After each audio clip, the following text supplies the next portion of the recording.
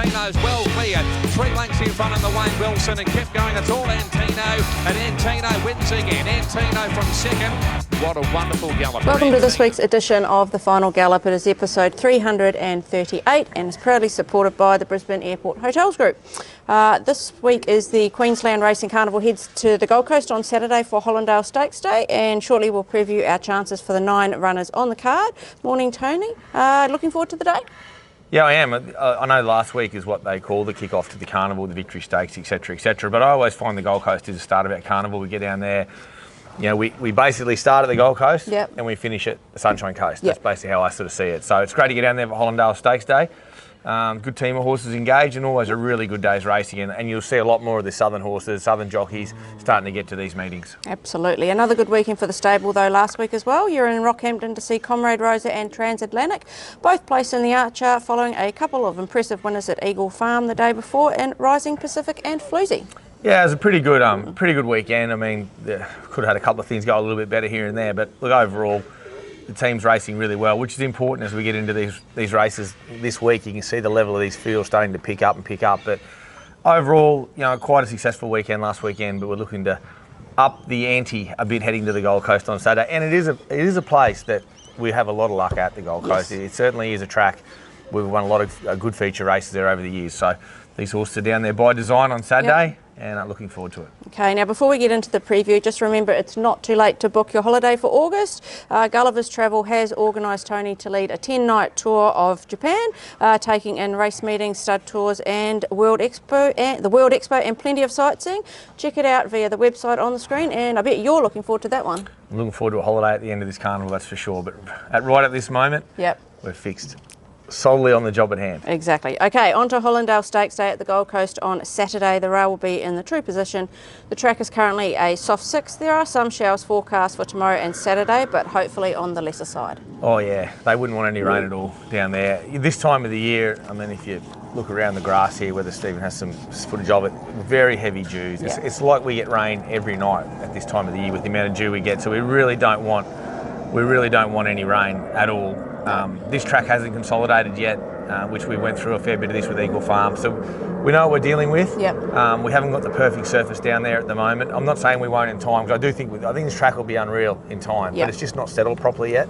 So any sort of moisture on this ground will certainly see it race quite choppy and quite loose. Okay, we start in race 2, which is the benchmark 85 handicap over 1200 metres. John Rambo is in this, 58 kilos. Martin Harley in the saddle, barrier 12. Johnny's paying $3.10 to win and $1.50 for the place. In top form, coming off back-to-back wins to start his preparation. Last start, he was a 4-length winner at Doomben over the same trip. Great form, great shape this horse. Looks fantastic, very fit, very healthy. He's raced at the Gold Coast when it chopped up before, and it was an absolute run in the meeting there on Jewel Day when it really was a poor track, and he powered home through the kickback. Not much worries him. No. The gate I don't love. Marty's got a great connection with this horse. I think they're both a bit loose, so they're a good little duo. There's no doubt. I think we can just posse up anywhere midfield or so and get into the race at the right time. He's the right horse. He's a very much improving horse, this horse, and he's a horse I really, really like. He's in a good vein of form. He's really good in the routine we have him in here. He'll race very well. Okay, then we go to race 3, which is the listed silk stocking for the fillies and mares over the 1400 metres. You celebrated your first ever stakes win in this race in the year 2000 with Nova Sarur. Nova Sarur. Sarur? That's a wee while ago. It was, it's really showing my age, aren't I now? A little bit. Must have been about 12 then, was I? Yeah. Sure, we'll run with that. Okay, we have 3 runners this year. We'll start with Torabella, 57 kilos. Blake Shin rides barrier 9. She's paying $8 to win at the moment and $2.70 for the place. 2 wins from 2 starts second up, and last start when she was first up was exposed 3 wide in the run. It was okay to the line. She was good. She was good for this. I needed that run to get her ready for this. 1200 is too short for her. She gets out to a right distance now, and this in a mile is where she needs to be. world-class jockey on Blake. He'll give her the perfect run. It'll be somewhere in the first 3 or 4, and she's going to be an undeniably good chance. Okay, the second one is Set to Shine, 54.5 kilos. Emily Lang rides a barrier 13. She's paying $11 to win and $3.30 for the place. She's been competitive on all her 5 runs as preparation for 1 win. Came wide last start on the turn at Doomboom and was pretty good through the line, and you put the blinkers back on. Always planned to get her to this race. It's been the preparation I've wanted with her, to get her back in, win a few, get her rating up. She's going really well. The blinkers now, it's the right time to try them. Her work in them Tuesday was fantastic. She's right up and about. And she hits that flat spot in her run. She just needed something to help her out. So we've got it on now for what I think is grand final day. I really desperately want to get some black type with her. She's a beautifully bred filly, and she can handle wet, loose conditions. Won't bother her. Races forward to the speed.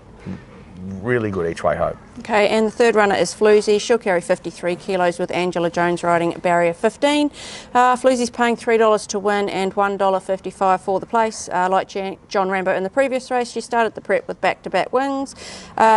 Into the week, back up into the after last Saturday's 2.5 length win over 1200. Very progressive mare. Yes. Drawn an ordinary gait, but she's quite versatile in the way you can ride her. So we'll dissect this race a bit more heading into Saturday, exactly where we put her. But she, like I said, she's a versatile horse. 1400 hasn't been a problem for her. 7-day backup won't be one issue at all with her. I'm really happy with her. She looks better this week than she did last week. It's just a matter of her getting the right run for her on the circuit. If she does, with the 53 on her back, she's definitely the testing material in this race. So, out of the I just think mare's in form. Yep. She's there, but you can certainly see Torabella running a race. She's been targeted to get to this race, and when Blake's on these sort of horses, they do race well. So I don't think there's a massive amount between them, but when these mares hit form like Floozie, they just seem to be able to really go on a good roll. Yep. Okay, race 4 is the listed ATC Trophy over 1200 metres, a race you won with Cold Stone in 2019. 2 runners this year. We'll start with Rockribbed, 56.5 kilos. Emily Lang rides barrier 6. He's paying $17 to win and $4.60 for the place. Returned to the winner stall last start with a strong front-running effort at Eagle Farm over the 1300. 2019 sounded a bit better than 2000, I can tell you, the previous race. He's in good order. He races forward to the speed. He makes his own luck. I don't mind him back to 1200. He's freshened up really nicely here in the yard. His work was good Tuesday. He looks fantastic. He loves that bit of cut in the ground. Loose track's not going to worry him. So, and Em rides him really well. So I think he races well. I think he's over the odds. I think both these two horses, the next horse we'll talk about, Millane's over the odds as well. Okay, as you mentioned, Millane is the next one, 54.5 kilos. Damien Thornton rides barrier 10. He's paying $21 to win and $6 for the place. Almost won the King of the Mountain 2 starts ago before getting too far back. Last start behind stablemate Rockribbed, and he did finish strongly though. Yeah, well, Damien's back on him, knows him, 54.5 on his back. He's well weighted. He loves sort of soft ground, so that won't bother him. And he'll be finished with the big guns. He's 1300 back to 1200, which suits him. The only negative is the more turning track. He's better when you get to Eagle Farm, where they get the bigger run in. But look, hello mate, how are you? That's Antino, not Millane. Yeah. Both black horses, so it's hard sometimes to pick them. But I think the only negative for him is the turning track. Otherwise, the ground's perfect and the grade's great. He was favourite in this race, run 4th at Sunshine Coast when it was up there last year, and had to quicken in the wrong part of the track. So he's definitely up to this grade. Both horses are. Both horses over the odds. I think they'll both shorten in the market. Okay, and you're not splitting them? I'm not going to split them. They're very similar sort of horses. Rockribbed will probably appreciate out to the 1300. Millane will enjoy being back to the 1200. Okay. Race 5 is the Group 3 Ken Russell Classic for the 2-year-olds over the 1200 metres. You have won this race with Spirit of Boom and Nettuno. This year we have Lucky Lass running in at 55 kilos. Tim Clark will ride her and she'll jump from barrier 3. She's paying $12 to win and $3 for the place. Won on debut at this track back in February before a short break. Nice trial a fortnight ago and a blanket finish with 2 other highly rated babies. Lovely filly, does everything right. She's improved off that, works good, very fit. Done all her work at the Gold Coast. Last preparation race there, done all her work at the Gold Coast up until the last couple of weeks this time, so she's well adjusted to going down there. She'll enjoy racing on that track. She'll race forward to the speed. There's no reason why 1200 won't suit her. She's got a pedigree to get that and probably further. So look, she's a lovely filly. She's pretty push button. She's bang out and does it. There's a short price favourite in the race, and you respect the Sydney form, especially the 2-year-old form. It's the strongest in Australia. but she's a really nice filly. She is. All the work she did first up and was still good through the line indicates this track and trip will be ideal for her. I guess we see how she measures up in stakes grade, but she shows me the ability. She's certainly got to be a part of a race like this. Okay, race 7 is the Group 2 Hollindale Stakes over the 1800 metres, and we have Antino in this, who's our companion this morning, eating his breakfast, good boy. 59 kilos, he'll carry with Blake Shin riding, barrier 11, and he's paying $6.50 to win and $2.30 for the place. He's second up after the Group 1 All-Age Stakes at Randwick, 5 lengths off the winner there, stepping up in trip on a Doomben Cup path. Yep. Really happy with him. Forget about the all-age, low draw, crowded run. Doesn't suit him, kick back in his face. The loose ground concerns me a smidgen at the Gold Coast, but I love where we're drawn. I've been drawn out a bit on him in races like this. It'll give Blake options, I'm sure. Yep. He actually stepped away quite good in the all-age, stepped away good in his trial. He's not stepping away that bad, so could we do something a bit different on him? I'm not sure. We'll have a chat to Blake tomorrow about him in the race, but he knows the horse exceptionally well. It's great to have him back on board.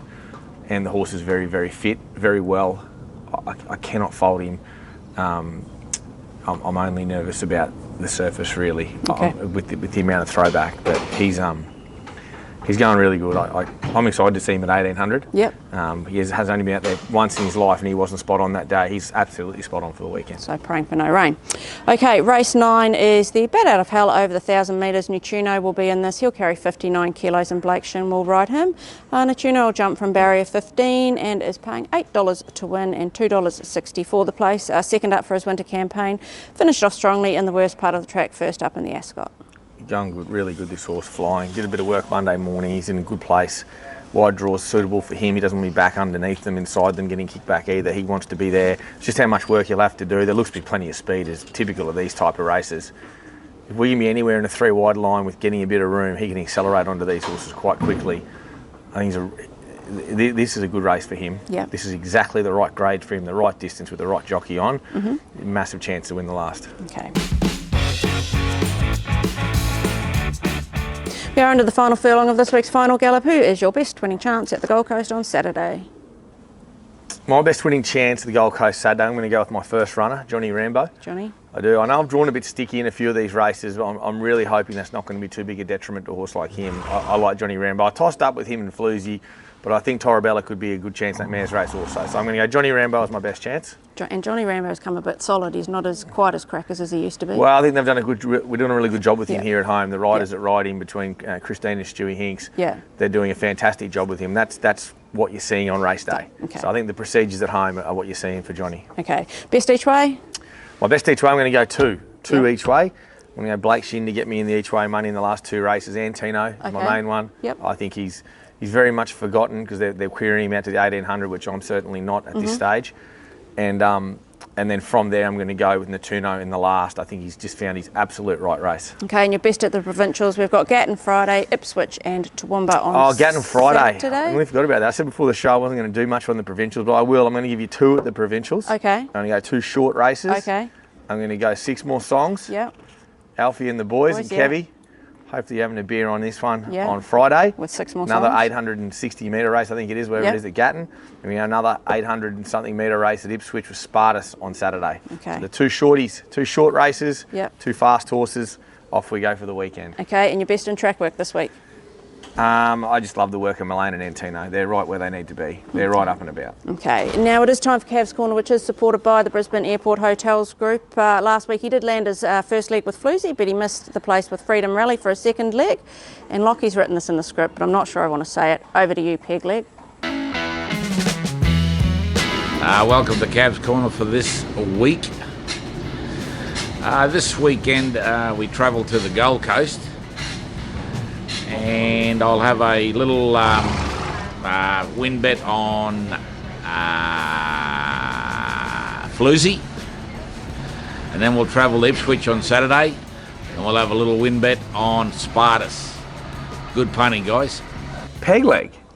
Peg leg, really? Peg leg. I thought it was because he's getting around with half a limp at the moment, but apparently because he only gets 1 leg of a multi. Yeah, 1 leg of a multi. So as a multi isn't too bad. No, I'd say it's pretty good. Yeah. I'm happy with his multi. Yeah. I think it's worthwhile. Yeah. I'd imagine, we haven't seen the fields for Spartus' race Yeah. yet, but I imagine he'll be short. Okay, well, good luck at the Gold Coast on Saturday, Tony, and happy Mother's Day to all the mums out there for Sunday. Yeah, go spoil all your mums on Sunday.